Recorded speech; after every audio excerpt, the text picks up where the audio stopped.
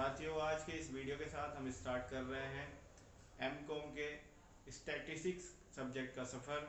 और इस वीडियो के साथ स्टार्ट करेंगे आपका चैप्टर इंटरपोलेशन एंड एक्सट्रापोलेशन। साथियों, इंटरपोलेशन और एक्सट्रापोलेशन बहुत ही अच्छा टॉपिक रहेगा और यहाँ से आपके लिए एक ना एक क्वेश्चन एग्ज़ाम में ज़रूर देखने के लिए मिल जाएगा। तो बेसिकली बात क्या है, आप सभी को पता ही है कि एनईपी के अंतर्गत आपका जो एमकॉम है वो सेमेस्टर वाइज हुआ है और अब जो है आपके पेपर पैटर्न में भी काफ़ी चेंजेस देखने के लिए मिलेंगे। जैसे पहले आपका पैटर्न होता था, आपको एग्ज़ाम पेपर में 10 क्वेश्चन मिलते थे और उन 10 में से आपको कितने क्वेश्चन करने होते थे? 5 क्वेश्चन करने होते थे। अब पैटर्न थोड़ा चेंज होगा। अब परीक्षा के पहले आपको पेपर पैटर्न भी हम बताएंगे कि किस तरह का परीक्षा पैटर्न रहेगा। बट अभी क्या है, हमें अपनी प्रिपरेशन करनी है और इस टॉपिक को समझना है कि इंटरपोलेशन और एक्सट्रापोलेशन क्या है। और इसको अच्छी तरह से समझने के बाद हम इसके न्यूमेरिकल सेक्शन पर भी जाएंगे, कुछ न्यूमेरिकल करेंगे और हम एग्ज़ाम की अच्छे से प्रिपरेशन करने के लिए लगातार आपके लिए वीडियो बनाते रहेंगे। तो बेसिकली क्या है, इंटरपोलेशन और एक्सट्रापोलेशन बिजनेस फोरकास्टिंग का एक बहुत ही अच्छा टूल होता है। जैसे कि आप सभी ने बीकॉम में भी स्टैट्स को पढ़ा है, तो वहाँ पर स्टैट्स जहाँ तक आपने एंड किया था एमकॉम में, वहाँ से आपको शुरू करने के लिए मिल जाता है। जो भी आपने अब तक पढ़ा है वो आपका यहाँ पर काम तो आएगा ही आएगा, क्योंकि बिजनेस में जो स्टैट्स में आपने सीरीज़ पढ़ी हैं उन सीरीज़ का रोल यहाँ पर भी आपको देखने के लिए मिल जाता है। तो आपने जो भी पढ़ा है वो आपका कभी भी वेस्ट नहीं जाएगा, यहाँ पर आपका काम आने ही वाला है। आगे बात करते हैं।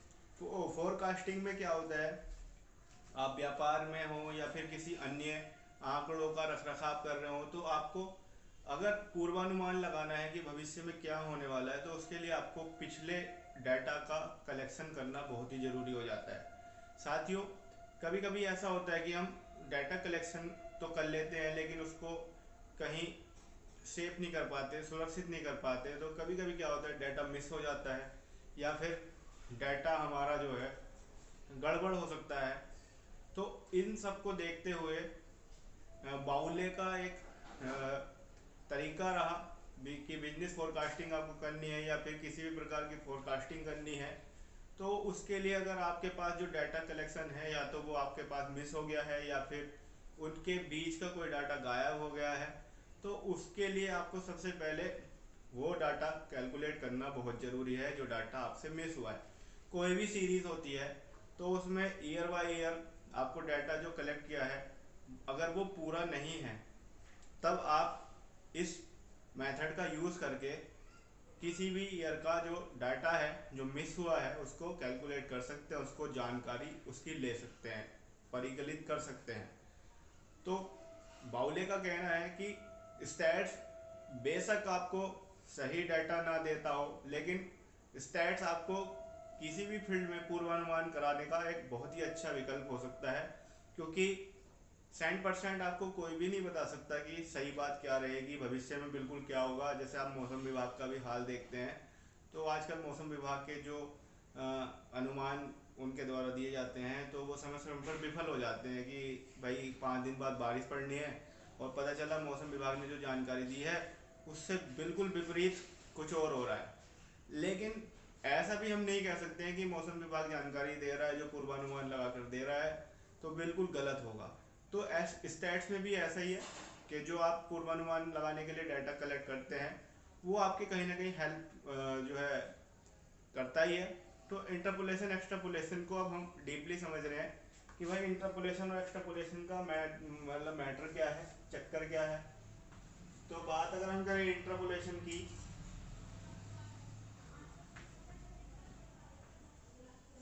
तो इंटरपोलेशन एक ऐसी टेक्निक है जिसमें किसी भी ईयर का डाटा जब मिस होगा बीच से, अंतर्गणन, इसका नाम ही इंग्लिश हिंदी में क्या है, अंतर्गणन। अंतर्गणन यानी कि किसी भी सीरीज के बीच से यदि कोई डाटा मिस है तो आप इंट्रापोलेशन करके उस डाटा को कलेक्ट कर सकते हैं, उस डाटा का पता लगा सकते हैं। यानी कि सीधी सी बात है, इंग्लिश मीडियम वाले स्टूडेंट भी समझ लीजिए, कोई ज़्यादा डिफरेंस नहीं है इंग्लिश या हिंदी के लिए। If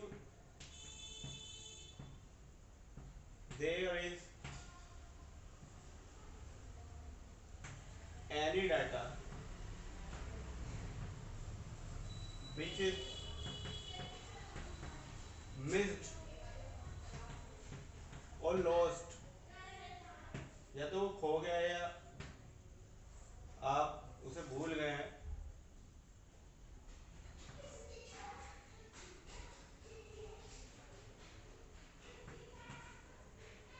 in a series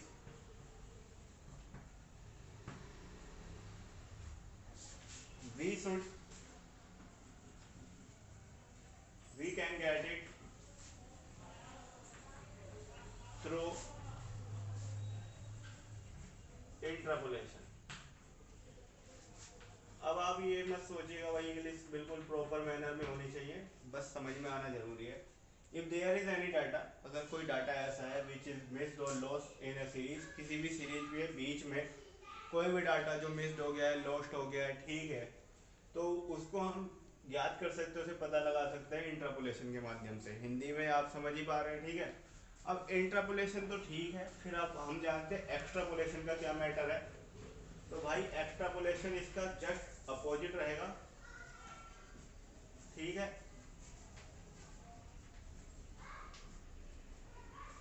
extrapolation के बारे में समझा दूं कि एक्स्ट्रापोलेशन में क्या होगा, जब कोई सीरीज आपको दी गई है और आपको एक ऐसे वर्ष का, एक ऐसे समय का जो है डाटा कलेक्ट करना है जो उस सीरीज से बाहर का पीरियड हो, तब आपको एक्स्ट्रापोलेशन करना हो। सपोज कीजिए आपको 2001 से लेकर के 2010 तक या 2011 तक का डाटा गिवन है और आपसे कहा जाए कि भाई 2015 का डाटा हमें बताइए, तो ये क्या होगा, एक तरह से एक्स्ट्रापोलेशन होगा, बाह्य गणन होगा। Data of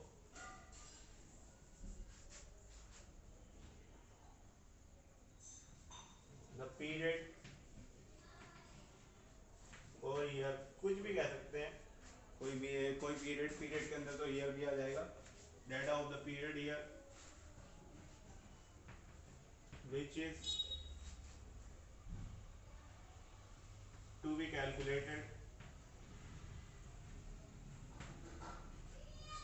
with the help of the given data, which is to be calculated from the given data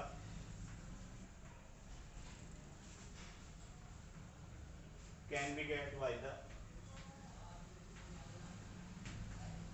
get through the extrapolation method। तो एक्स्ट्रापोलेशन से हम इसको निकाल सकते हैं।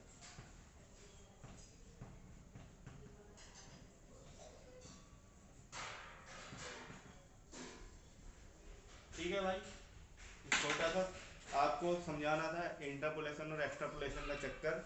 अगले टॉपिक में मैं आपको इसी तरह से अगली जानकारी दूंगा।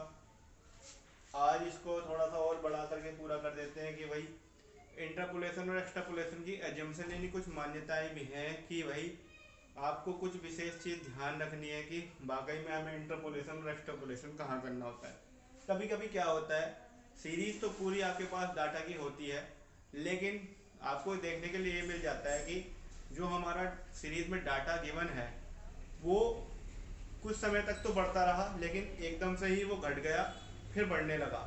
तो ये एक मान्यता होती है डाटा की कि डाटा कभी भी बढ़ते बढ़ते घटेगा नहीं या फिर घटते घटते बढ़ेगा नहीं, यानी कि कोई भी फ्लक्चुएशन होगा तो उसमें एक ही टाइप का होगा, अलग टाइप का नहीं होगा। दूसरा एजम्पशन ये है, दूसरी मान्यता ये है कि भाई कोई भी डाटा सीरीज जो होगी उसमें जो वृद्धि होगी वो एक लिमिटेड तरह से होगी, यानी कि लगातार जो वृद्धि हो रही है, ग्रोथ अगर हो रही है तो उसका जो प्रोपोर्शन होगा, यानी कि जो उसका अनुपात होगा, या ये कहना चाहिए कि उसमें जो वृद्धि होगी अलग ईयर टू ईयर या पीरियडिकल टाइम में, तो उसमें एक समान अनुपात से वृद्धि होती आपको दिखाई देगी लगभग। लेकिन ऐसा नहीं होगा कि 2010 में तो 100 है और 2011 में 200 हो गया, मतलब इतना बहुत ज़्यादा वृद्धि भी नहीं होगी और बहुत ज़्यादा कमी भी नहीं होगी। तो ये चीज़ें भी देखनी पड़ती हैं इंटरपोलेशन एक्स्ट्रापोलेशन के समय। कुछ चीज़ें हम डिटेल में जब जानेंगे जब हम इसके न्यूमेरिकल करेंगे। बनेगा रहिएगा हमारे चैनल के साथ और देखते रहिएगा commerce news. Thank you so much.